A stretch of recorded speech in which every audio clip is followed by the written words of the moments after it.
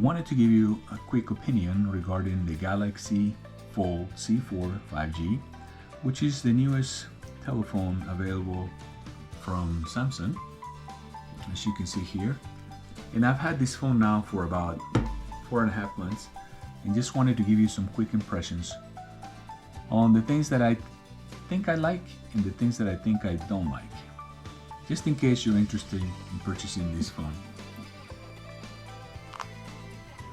So obviously the C Fold, the big attraction is the big screen. This is something that is very popular, and it definitely allows you the opportunity to see things much bigger. So that's definitely a big plus. One of the things that I've heard many YouTubers talk about is regarding the Fold itself. And here you can probably see a little bit visible with all my smudges.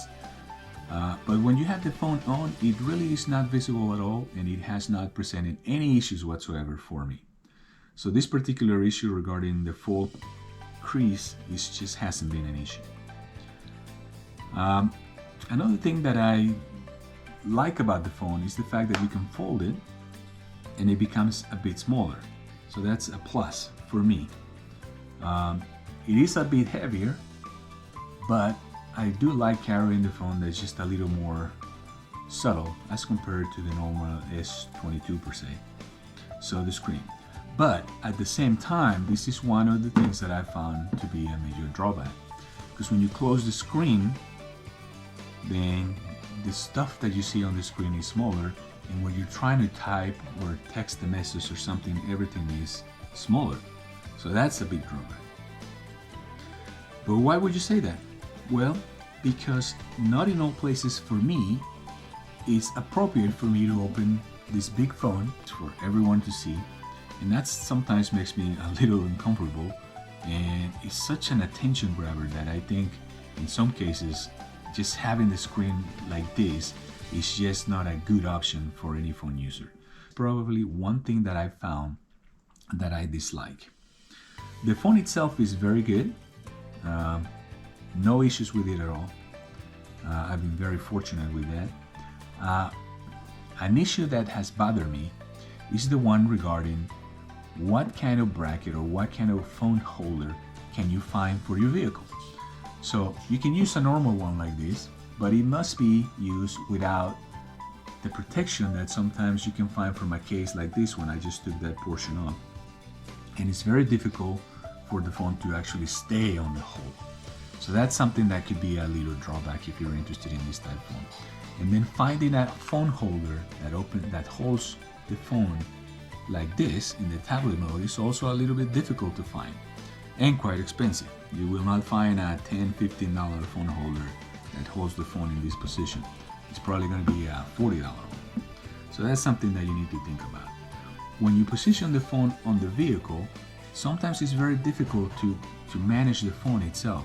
The phone is very responsive, and sometimes when you touch something or when you're trying to adjust something, it'll kick you out of your screen, it'll put you on another screen, and that could be a bit problematic. So that's something that you need to think about. Another thing that you need to think about is the cameras themselves. The camera is very good. I mean, there is really no issue. There is, of course, no camera like the S22s or the upcoming S23s, but it does the job, and it does it very well. Unless you're a photographer, I think in that case, this camera probably will not suffice. So you have a camera here for your selfies. Then you have a camera here, which is the main camera, which you can also use while using the front screen for selfies. If you want to use this camera, there is a way to set it up so that you can use it there. And then there is an inside camera. This inside camera, I think, is just not up to par.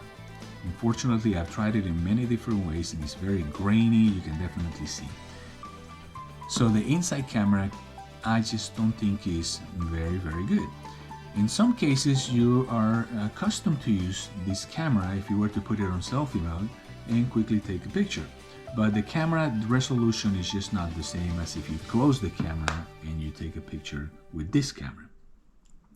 So that's a bit of a thing that I don't like. Also, having that camera, this camera, displaying this camera on this screen, sometimes it just gets too much, too confusing.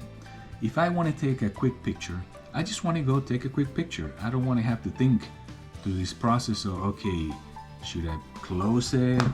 Now, do I need to use this one? Do I need to press that one? Do I need to adjust it here? So sometimes those things can be a little burdensome, and that's something that I don't particularly care for. So that's something else that you need to think about. The battery itself is very good. I really have not had any issues with that. And another thing that you need to consider regarding the Z Fold is the fact that you have screen protectors here, and you may need a screen protector here. For some reason, I have not been very successful in finding a good screen protector for the inside of the screen. I don't know if you can see from the edges here, it's just been very difficult to find one that fits just right, and I've had to deal with that little crease that bubbles up on here. I tried another brand and it bubbled up on here. I tried another brand and it bubbled up on the bottom. So for some reason I just can't seem to find the right screen protector for this, something that just bugs me. The front screen, no issues. I use one normal screen protector and it's worked perfectly without an issue. Something else to think about. The case for the Fold may be a little tricky. A little tricky in the sense that if you want to protect the entire phone, if you want to encapsulate it, then it's going to be bulky and it might be difficult to place it on your phone holder in the vehicle. If you open it up and you have a phone holder that holds the phone in the open position, then you may not be able to put it in there correctly because the back portion will be bulking out. So that's the reason I decided just to go without the protection for the back, even though it is available in this particular phone case.